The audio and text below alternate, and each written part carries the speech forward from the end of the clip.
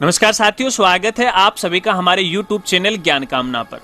तो दोस्तों, writ document verification 2023 या फिर थर्ड ग्रेड टीचर भर्ती 2022 लेवल 1 और लेवल 2 के डॉक्यूमेंट वेरिफिकेशन की प्रोसेस है वो शुरू हो चुकी है और इसके लिए शिक्षा विभाग के द्वारा नए दिशा निर्देश वो भी जारी कर दिए। इस वीडियो में आपको बताऊंगा कि आप अपने डॉक्यूमेंट वेरिफिकेशन के लिए आवेदन कहां से, कैसे और कब तक कर सकते हैं और आपको किन किन दस्तावेज या डॉक्यूमेंट की आवश्यकता पड़ने वाली है और डॉक्यूमेंट वेरिफिकेशन करवाते समय आपको किन किन बातों को ध्यान में रखना है। बिल्कुल लेटेस्ट अपडेट की जानकारी आपको दे रहा हूं क्योंकि इस बार यहां पे शिक्षा विभाग के द्वारा डॉक्यूमेंट वेरिफिकेशन की प्रोसेस को पूरी तरह से वो बदल दिया। अब दोस्तों, आपको पता है कि यहाँ पे राजस्थान कर्मचारी चयन बोर्ड जयपुर के द्वारा है लेवल 1 और लेवल 2 का रिजल्ट है वो लगभग 14 जून 2023 तक वो जारी कर दिया और यहाँ पे दुगुने कैंडिडेट को यहाँ पे पास किया गया।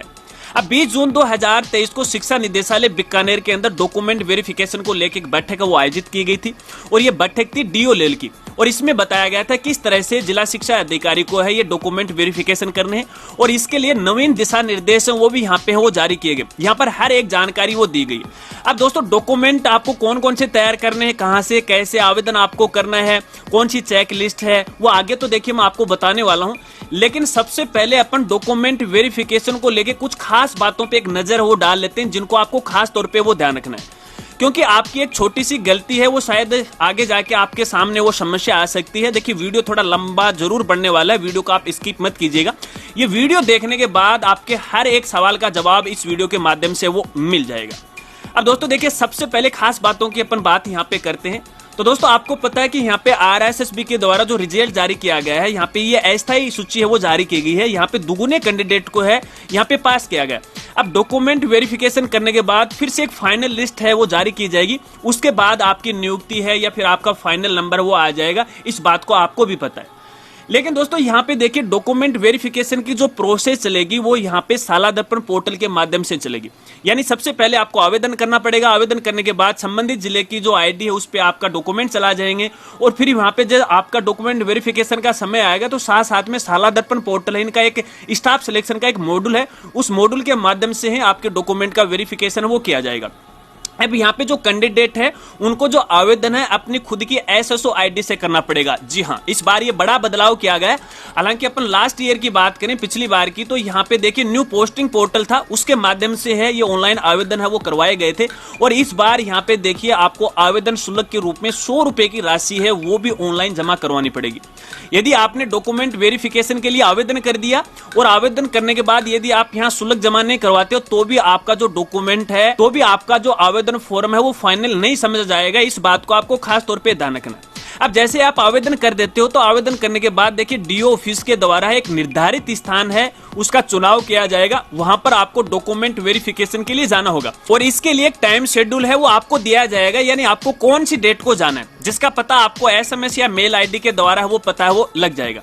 अब दोस्तों, आपको यहाँ पर एक खास बात बताना चाहूंगा। देखिए, यदि आपने अलग अलग पद के लिए आवेदन फॉर्म भरा है तो यहाँ पे देखिए डॉक्यूमेंट वेरिफिकेशन के लिए भी आपको अलग अलग आवेदन करना पड़ेगा। इस बात को खास तौर पे ध्यान रखना है। इसके अलावा मान लीजिए आवेदन के समय आपके मोबाइल नंबर या मेल आईडी है वो गलत हो गई या मोबाइल नंबर बंद हो गया तो भैया देखिए फिलहाल इसकी समस्या का समाधान नहीं है, लेकिन इस समस्या का समाधान जल्दी हो जाएगा। जैसे इसके बारे में कोई अपडेट आएगा तो आने वाली वीडियो के अंदर मैं आपको जरूर है वो बताऊंगा। इसके अलावा दोस्तों, यहाँ पे देखिए जैसे मान लीजिए आप ऑनलाइन आवेदन कर देते हो, उसके बाद आपकी डॉक्यूमेंट वेरिफिकेशन की प्रोसेस है वो चलती है और यहाँ पे देखिए एक चेक लिस्ट होती है जो कि आगे मैं आपको दिखा दूंगा कि किस तरह से उसको आपको भरना है और उसमें क्या क्या जानकारी है। तो उस चेक लिस्ट के मुताबिक है आपको अपने डॉक्यूमेंट है वो तैयार करने और प्रत्येक जो डॉक्यूमेंट है उसके 2 सेट आपको तैयार करने और मैं आपको यहाँ पे ये कहूंगा कि 2 सेट आपको तैयार नहीं करने हैं, यहाँ पर आपको 3 सेट तैयार करने, 2 तो विभाग के लिए और एक आप अपनी सुरक्षा की दृष्टि से भविष्य के लिए है उसे आप रख सकते हो ताकि आपको पता लग जाए कि हमने उस समय कौन कौन से डॉक्यूमेंट है वो जमा करवाए थे। इसके साथ ही जब भी आपके डॉक्यूमेंट वेरिफिकेशन की बारी आए तो आपको सभी जो डॉक्यूमेंट है वो आपको ओरिजिनल है वो साथ में है वो लेके जाना है और यहाँ पे देखिए ओरिजिनल जो डॉक्यूमेंट है आपको वहां पे जमा नहीं करवाना है, वापस आपको लेके आना है। अगर आप ये सोच रहे हो कि ओरिजिनल डॉक्यूमेंट भी लेंगे, तो ऐसा कुछ भी नहीं है, वापस आपको लेके आना, आपको भूलना नहीं है। इसके अलावा दोस्तों यहाँ पे देखिए, यदि आपने अलग अलग पद के लिए आवेदन किया है तो यहाँ पे चेक लिस्ट है वो भी आपको अलग अलग है वो बनानी पड़ेगी, अलग अलग सेट वो तैयार करने पड़ेंगे। फॉर एग्जाम्पल जैसे आपने इंग्लिश के लिए आवेदन किया है तो इसके लिए अलग चेक लिस्ट होगी, इसके लिए अलग डॉक्यूमेंट होंगे, अलग सेट होंगे।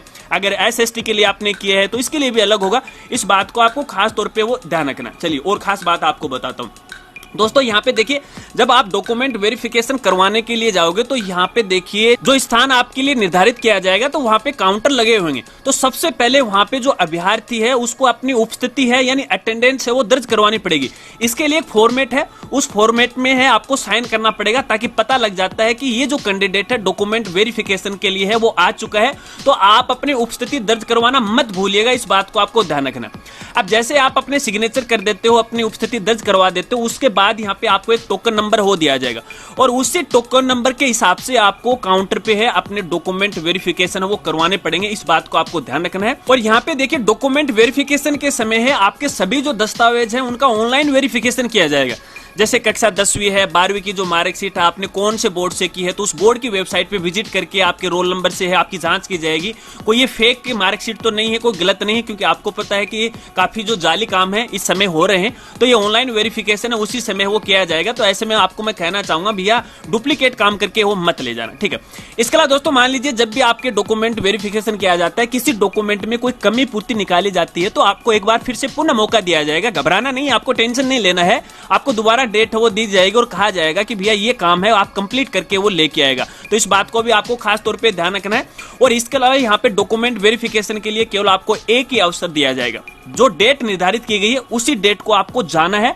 अगर उस डेट तक आप नहीं पहुंच पाते हो तो भैया बाद में हो सकता है कि शायद आपको मौका नहीं मिले। हाँ, अगर डॉक्यूमेंट में किसी प्रकार की कोई गलती है तो गलती के लिए आपको डेट वो दी जा सकती है, इसको आपको ध्यान रखना। इसके अलावा दोस्तों यहाँ पे अगर आपको डॉक्यूमेंट वेरिफिकेशन को लेकर किसी प्रकार की कोई समस्या आ रही है तो यहाँ पे देखिए प्रत्येक जिला मुख्यालय पे हेल्पलाइन नंबर है वो जारी किए गए हैं, उन पे आप मदद ले सकते हो, उनसे मार्गदर्शन वो ले सकते हो, ठीक है। इसको भी आपको ध्यान रखना है। और इसके अलावा मान लीजिए आपके डॉक्यूमेंट में किसी प्रकार की कोई गलती रह जाती है, फॉर एग्जाम्पल जैसे आपने ऑनलाइन आवेदन फॉर्म भरा था तो आवेदन फॉर्म में आपका जो डाटा है जैसे आपका नाम, माता पिता, आपकी DOB है वो गलत है, आपके डॉक्यूमेंट में है वो कोई दूसरी है। तो ऐसे में अगर इस प्रकार की कोई गलती है तो भी आपको टेंशन नहीं लेना, एक साधारण सा शपथ पत्र आपको देना है। उस शपथ पत्र में आपको ये कहना है कि आवेदन करते समय ये गलती रहेगी, हमारी वास्तविक जो डाटा है या मेरा जो ब्यौरा है वो ये है, तो इसके आधार पर है आपके डॉक्यूमेंट वो खारिज नहीं किए जाएंगे, तो ये टेंशन मत लेना आप, ठीक है। चलिए इसके अलावा यहाँ पे देखिए जो अदर स्टेट के जो साथी हैं तो यहाँ पे उनको आरक्षण है वो किसी प्रकार का दे नहीं होगा, यहाँ पर वो केवल और केवल जनरल कैटेगरी में ही आएंगे। इसके अलावा यहाँ पे देखिए जो विवाहित जो महिलाएं जो अदर स्टेट से हैं और अपने राजस्थान में यहाँ पे उनकी शादी हो चुकी है तो उनको भी किसी प्रकार का यहाँ पे कोई भी आरक्षण वो दे नहीं होगा, भले ही आप यहाँ पे कौन सी भी कैटेगरी में आप आ रहे हो, क्योंकि आपका जो मूल राज्य है, मूल निवास है वो आपका दूसरे राज्य का। इस बात को आपको खास तौर पे ध्यान रखना है। और इसके अलावा यहाँ पे देखिए जो आयु की जो गणना है वो 1 जनवरी 2024 को आधार मानते की जाएगी। अब इसका मतलब है कि आपकी जो उम्र है वो 1 जनवरी 2024 को ना तो 18 से कम होनी चाहिए और ना ही 18 से वो ज्यादा होनी चाहिए। इसके अलावा दोस्तों यहाँ पे देखिए डॉक्यूमेंट को लेके एक और सबसे खास बात आपको मैं यहाँ पे बताना चाहूंगा, ये देखिएगा मैंने यहाँ पे फिर से हाईलाइट किया आपके लिए। यहाँ पे देखिएगा, यहाँ पे आपके जितने भी डॉक्यूमेंट है, जितने भी प्रमाण पत्र हैं वो 19 जनवरी 2023 तक है या फिर इससे पहले के वो बने होने चाहिए, चाहे आपके एजुकेशन क्वालिफिकेशन हो या फिर आपके जैसे जाति प्रमाण पत्र हो या जो अन्य प्रमाण पत्र हो, वो 19 जनवरी 2023 से पहले पहले के वो बने होने चाहिए। अगर इसके बाद बने होंगे तो भैया आपको किसी प्रकार का यहाँ पे है कोई लाभ नहीं मिलेगा, क्योंकि आपको पता है कि 3rd ग्रेड टीचर भर्ती लेवल 1 और लेवल 2 के लिए ऑनलाइन आवेदन फॉर्म भरने की जो लास्ट डेट थी वो यहाँ पे 19 जनवरी 2023 थी। तो इससे पहले पहले के जो डॉक्यूमेंट हैं आपको तैयार करने हैं। चलिए और कुछ खास बातें आपको मैं यहाँ पे बताता हूँ। अब देखिए जाति प्रमाण पत्र को लेके काफी सारे जो कैंडिडेट हैं वो कंफ्यूज होते हैं कि जो कास्ट सर्टिफिकेट होता है उसकी वैधता क्या होती है। तो दोस्तों यहाँ पे देखिए जो SC और ST हैं इनकी जो वैधता होती है वो लाइफ टाइम होती है, अगर आपने पहले कभी भी बनाया है तो ये मान्य होगा। इसके अलावा जो OBC है EWS श्रेणी से है तो इसकी जो वैधता होती है ना दोस्तों वो 1 साल की होती है नियमानुसार। लेकिन यहाँ पे देखिए नॉन जो क्रिमिलियर हैं उनकी वैधता 3 साल होती है और हर साल उनको शपथ पत्र देना है। तो मैं आपको यहाँ पे कहना चाहूंगा यदि आपका OBC का या फिर EWS का यदि आपके पास सर्टिफिकेट है वो 1 साल से ज्यादा पुराना नहीं होना चाहिए। और यहाँ पे देखिए अगर वो डेट 19 जनवरी 2023 से पहले मान लीजिए आपका डॉक्यूमेंट बना हुआ है और आपकी वैधता खत्म हो गई, तो फिर से आपको एक साधारण शपथ पत्र देना है कि भैया इस दौरान इसकी वैधता खत्म हो गई। और यहाँ पे देखिए फिलहाल मेरी जो कैटेगरी है, फिलहाल भी मैं उसी कैटेगरी के अंदर आता हूँ नियमानुसार। और इसके लिए यहाँ पे देखिए कार्मिक विभाग के द्वारा 17 अक्टूबर 2022 को शपथ पत्र को लेके एक आदेश वो जारी किया गया था। वो आदेश है, आगे मैं आपको बता दूंगा कहां से आपको डाउनलोड करना है। जितने भी डॉक्यूमेंट होंगे, जो भी फॉर्मेट होंगे, लास्ट में आपको यहां पे बताऊंगा आप कहां से उसे डाउनलोड कर सकते हो आसान तरीके से। आगे आपको ये भी बताऊंगा, ये पूरा जो ब्यौरा मैं आपको बता रहा हूं कैसे आप यहां पे वो पढ़ सकते हो। चलिए इसके अलावा दोस्तों यहाँ पे देखिए एक आपका अंतिम जो शिक्षण संस्था है उसका चरित्र प्रमाण पत्र होना चाहिए। अब इस चरित्र प्रमाण पत्र को लेके भी बहुत सारे जो साथी हैं वो कंफ्यूज रहते हैं कि हमें कितने दिन का चाहिए है, कब का चाहिए है, हमारा जो चरित्र प्रमाण पत्र है हम तो कॉलेज से लेके नहीं आए। तो दोस्तों मैं आपको यहाँ पे कहना चाहूंगा यदि संभव हो सके तो आप अपना लेटेस्ट चरित्र प्रमाण पत्र अंतिम शिक्षण संस्था से बनवा कर लेके आए। अगर नहीं बन रहा है तो टेंशन आपको नहीं लेना है। इसके अलावा यहाँ पे देखिए 2 राजपत्रित जो अधिकारी हैं, गजेटेड जो ऑफिसर हैं, जो फर्स्ट ग्रेड के टीचर हो सकते हैं, उनसे आप अपने जो चरित्र प्रमाण पत्र हैं वो बनवा सकते हैं। चरित्र प्रमाण पत्र का फॉर्मेट आप यहाँ स्क्रीन पे दे सकते हैं इस प्रकार का। आगे बताऊंगा कहां से आपको ये डाउनलोड करना है, ठीक है। तो चरित्र प्रमाण पत्र को लेके आपको यहाँ पे कंफ्यूज नहीं होना। इसके अलावा यहाँ पे जो विवाहित जो महिलाएं हैं उनको विवाह प्रमाण पत्र प्रस्तुत करना है, लेकिन फिलहाल यदि उन्होंने नहीं बनाया है तो यहाँ पे देखिए वो एक साधारण शपथ पत्र है, वो आपको प्रस्तुत करना है। अब मैं बार बार आपको ये शपथ पत्र बता रहा हूं, तो आपको ये कहां से बनवाने हैं, कितने रुपए के बॉन्ड पे आपको बनवाने हैं, आगे सारे जो कंफ्यूजन मैं आपके क्लियर कर दूंगा। लेकिन एक बार थोड़ा सा आप धैर्य रखें, बड़ी ही खास जो बात है मैं आपको यहाँ पे बता रहा हूँ, सारे डाउट आपके क्लियर हो जाएंगे। इसके अलावा जो विधवाएं महिलाएं हैं, यहाँ पे अपने पति के जो मृत्यु प्रमाण पत्र वो आपको बनाना है, लेकिन इसी के साथ साथ यहाँ पे आपके जो पति के साथ लिंक है उस लिंक का भी कोई एक दस्तावेज आपको यहाँ पे प्रस्तुत करना पड़ेगा। उदाहरण के तौर पे जैसे राशन कार्ड। तो देखिए यहाँ पे मृत्यु प्रमाण पत्र तो है ही है, लेकिन इसके साथ आपको एक और एक्स्ट्रा डॉक्यूमेंट देना ताकि यहाँ पे डिपार्टमेंट ये पता लगा सके कि वास्तव में इस महिला का जो पति है वो यही था, इसी परिवार से ये संबंध रखती है, ठीक है। इसके अलावा यहाँ पे देखिए एक आय प्रमाण पत्र की आपको आवश्यकता पड़ेगी, लेकिन यहाँ पे शर्त है यदि आपकी आय है वो 2.5 लाख से कम है। अब यहाँ पे आपको थोड़ा सा गौर करके सुनना है दोस्तों आपको यहाँ पे बताना चाहूंगा कि देखिए जिस समय आपने ऑनलाइन आवेदन फॉर्म भरा था, तो ऑनलाइन आवेदन फॉर्म के समय यदि आपने अपनी वार्षिक आय 2.5 लाख से कम दिखाई है तो ऐसी स्थिति के अंदर है आपको यहाँ पे आय प्रमाण पत्र बनवाने की जरूरत होगी और इसकी वैधता होगी 6 महीने की। 6 महीने से ज्यादा पुराना ये नहीं होना चाहिए। अगर आपने ऑनलाइन आवेदन में है 2.5 लाख से कम आय नहीं दिखाई है तो कोई दिक्कत नहीं है, आपको बनाने की कोई आवश्यकता नहीं है। इस बात को आपको खास तौर पर ध्यान रखना है। इसके अलावा 2 डिग्रियों को लेकर भी कुछ साथियों के सवाल हो सकते हैं कि मैंने 2 डिग्री कर रखी है, क्या वो मान्य है क्या? तो दोस्तों आपको कहना चाहूंगा कि यूजीसी के नियमानुसार यहाँ पे देखिए 2 डिग्री मान्य, लेकिन शर्त यह भी है कि यहाँ पे देखिए वैसे 2 डिग्री आप रेगुलर नहीं कर सकते। 1 डिग्री है आप रेगुलर कर सकते हो और 1 आप प्राइवेट कर सकते हो। तो अगर आपने एक ही वर्ष के अंदर या एक ही सेशन के अंदर आपने 1 रेगुलर की है और 1 प्राइवेट की है तो दोनों ही डिग्री है वो मान्य है। इसको लेके आपको कंफ्यूज नहीं होना। इसके अलावा दोस्तों देखिए आपने ऑनलाइन आवेदन के समय अपनी योग्यता के बारे में जो भी जानकारी भरी है केवल वही डॉक्यूमेंट है आपको वेरीफाई करवाना है। जैसे मैं आपको यहाँ पे उदाहरण के द्वारा है वो समझाऊं कि मान लीजिए आपने उस समय आवेदन फॉर्म भरा था तो आपने बीए भरी थी, एमए आपने नहीं भरी और आप भूल गए। अब आप ये सोच रहे हो कि यार मैंने तो एमए भरी नहीं, चलिए मैं तो एमए की डॉक्यूमेंट है वेरिफिकेशन है वो करवा लेता हूं। तो दोस्तों इसका कोई भी यहाँ पे मतलब नहीं रहेगा, इससे कोई भी फर्क वो नहीं पड़ने वाला।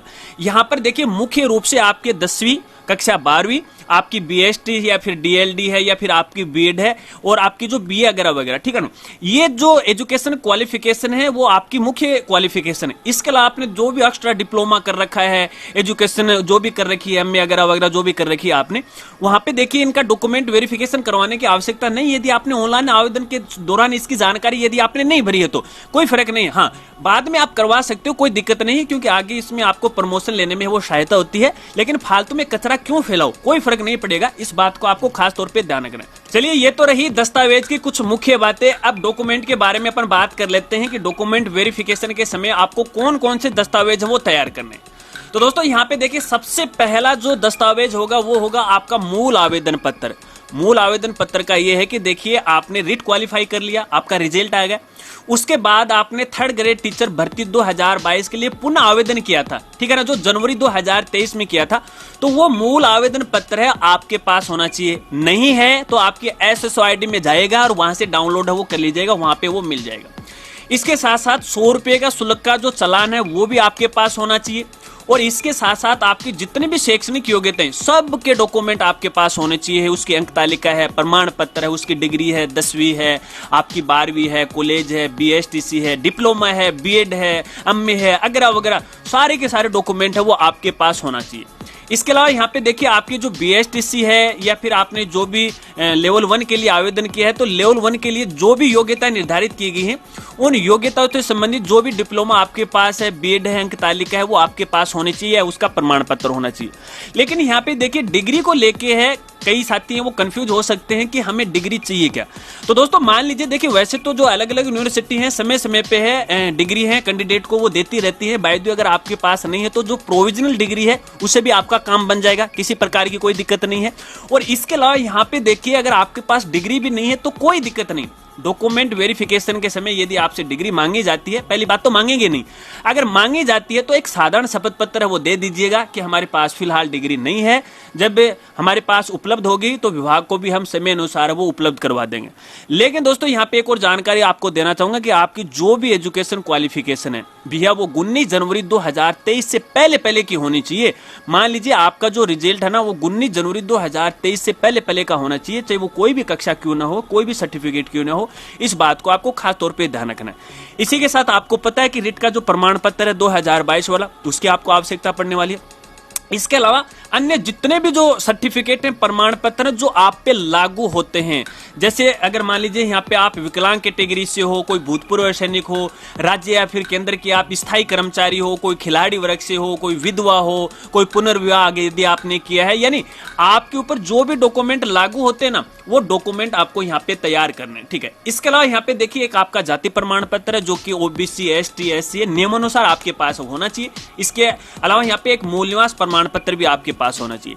अब देखिए मूल निवास प्रमाण पत्र को लेकर कई साथियों के कई तरह के सवाल हैं कि हमारे मूल निवास प्रमाण पत्र की वैधता है वो कितने वर्ष की होनी चाहिए। तो दोस्तों यदि नियमों की बात करें तो विभाग के द्वारा ऐसे कोई वर्ष इसके लिए निर्धारित नहीं किए गए, लेकिन फिर भी देखिए यहाँ पे आपका जो मूल निवास है वो 10 साल से ज्यादा पुराना नहीं होना चाहिए जो सर्टिफिकेट है, क्योंकि आपको पता है कि जो डिपार्टमेंट है समय समय पे है अपने नियम है वो बदलता भी रहता है और इसके जो सर्टिफिकेट है उनका प्रारूप है वो भी बदलता रहता है। और आजकल देखिए ऑनलाइन चल रहा है, अपने राजस्थान में सारा सिस्टम है वो ऑनलाइन चल रहा है। तो ऐसे में जो डिजिटल जो प्रमाण पत्र है फोटो युक्त वाला वो आपके पास होना चाहिए, चाहे आपका जाति प्रमाण पत्र हो या फिर आपका जो मूल निवास प्रमाण पत्र हो, तो उस पर फोटो युक्त है वो होना चाहिए। इस बात को आपको खास तौर पे ध्यान रखना है।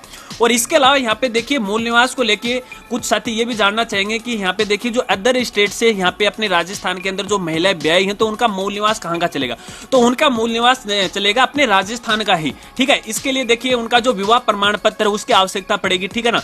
तो यहाँ पे जाति प्रमाण पत्र वो उनके मूल राज्य का चलेगा, न कि राजस्थान राज्य का। इस बात को आपको खास तौर पे वो ध्यान रखना है। इसके अलावा जो विवाहित या फिर जो विधवा महिला या तलाकशुदा है तो उनसे संबंधित प्रमाण पत्र यदि आप पे लागू होता है।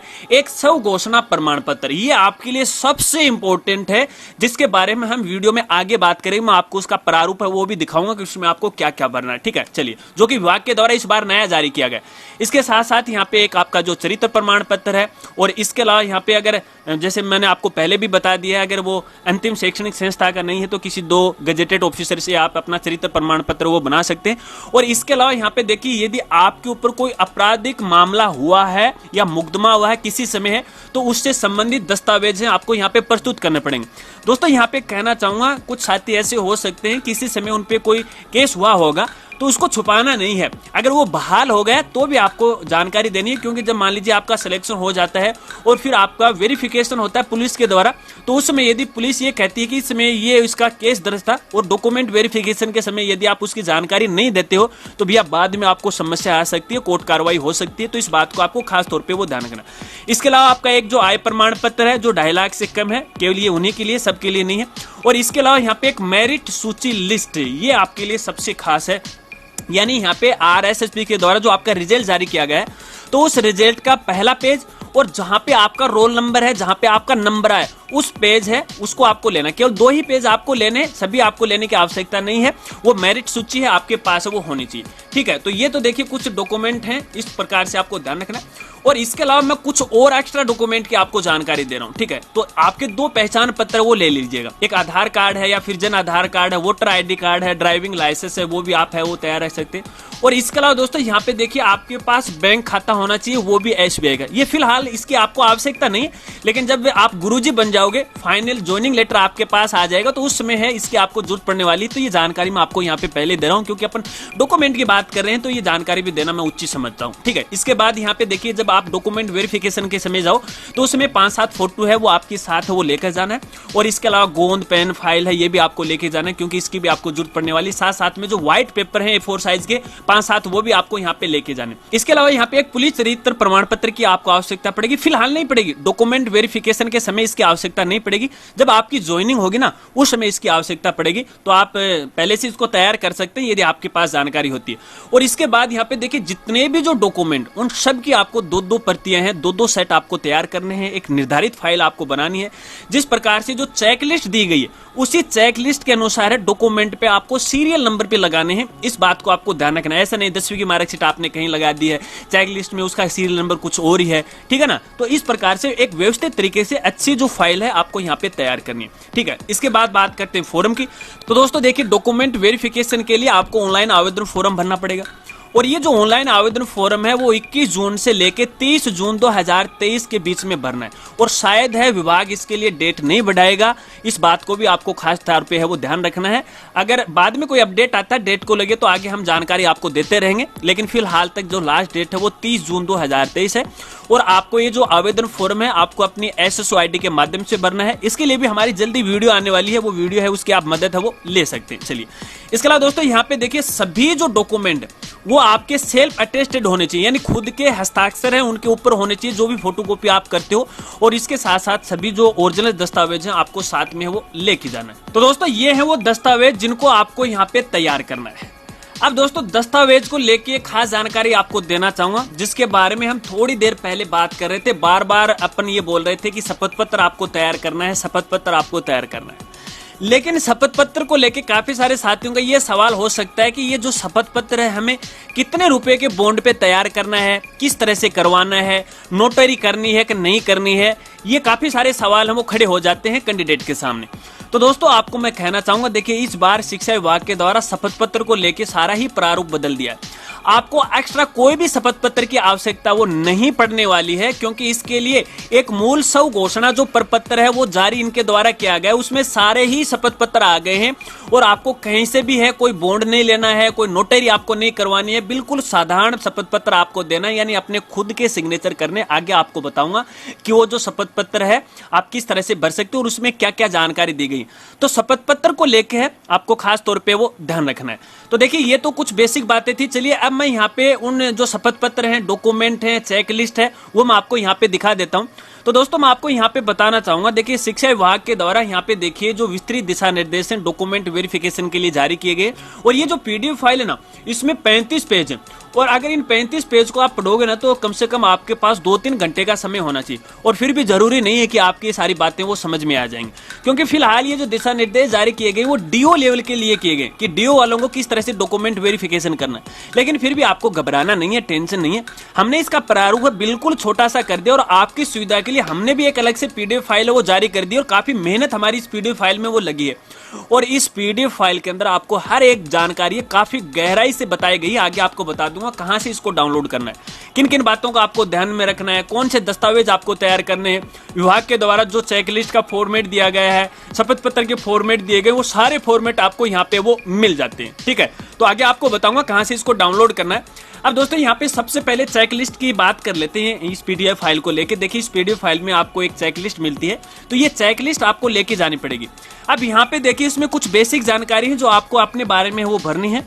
हालांकि यहाँ पे पूरी बरकत तो आपको नहीं बताऊंगा, क्योंकि इसके लिए अलग से वीडियो आने वाली है, काफी जानकारी मुझे देनी है, तो ये वीडियो काफी लंबी हो जाएगी। कुछ बेसिक जानकारी आपको बता देता हूँ।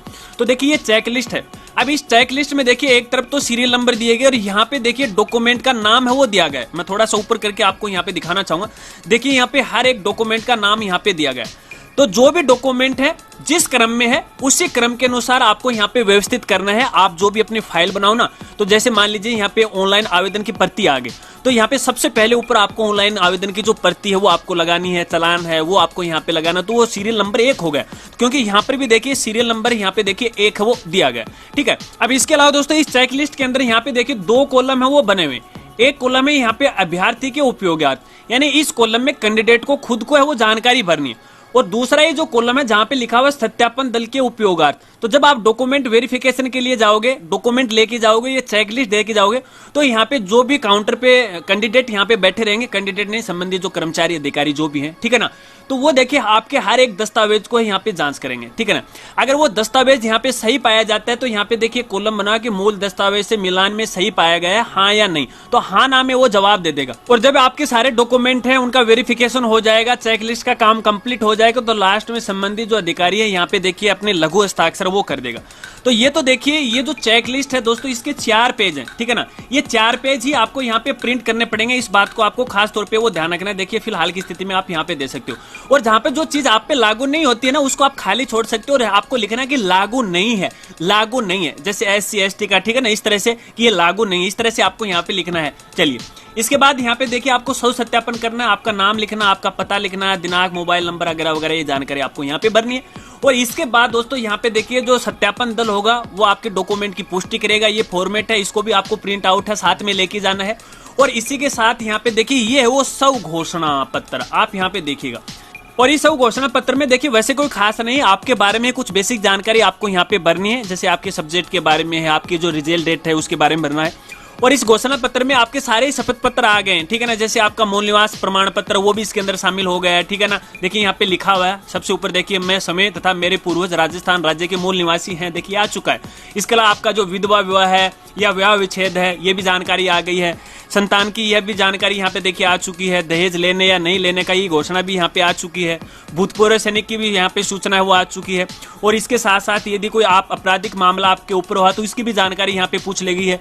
धूम्रपान नहीं लेने का है ये भी देखिए शपथ पत्र इसके अंदर शामिल हो गया है। तो कहने का मतलब है कि आपको केवल यही स्व घोषणा वो तैयार करना है, आपको अलग अलग शपथ पत्र तैयार करने की कोई आवश्यकता नहीं है, ना ही नोटरी करवानी है, ना ही कोई बॉन्ड आपको यहाँ पे लेना। हाँ इतना जरूर है, अगर मान लीजिए आपके कोई दस्तावेज में गलती है, फॉर एग्जाम्पल जैसे आपने ऑनलाइन आवेदन फॉर्म भरा उस समय आपके नाम में गलती होगी, आपके मूल दस्तावेज में कोई दूसरा नाम है, तो उसको लेके आप साधारण शपथ पत्र दे सकते हो। वो भी आपको एक सफेद कागज पे है A4 साइज के ऊपर आपको देना है कि ये गलती रह गई है और आपने खुद का सिग्नेचर करना, हस्ताक्षर करना, आपका काम बन गया, कोई नोटरी आपको नहीं करवानी है। और ये सब घोषणा पत्र आपको यहाँ पे देना है। तो उसके बाद यहाँ पे देखिए नीचे सौ सत्यापन है, बाकी कुछ नहीं है।